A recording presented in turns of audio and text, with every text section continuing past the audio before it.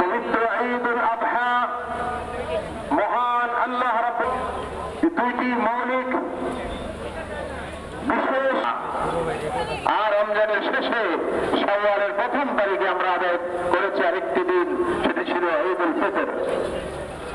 আর আজকের এই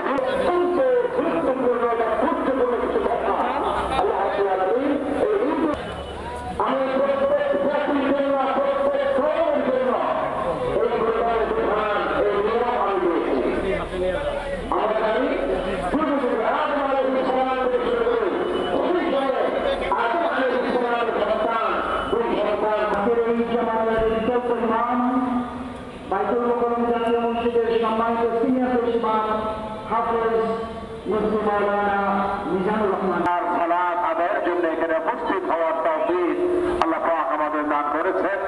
এই জন্য আমি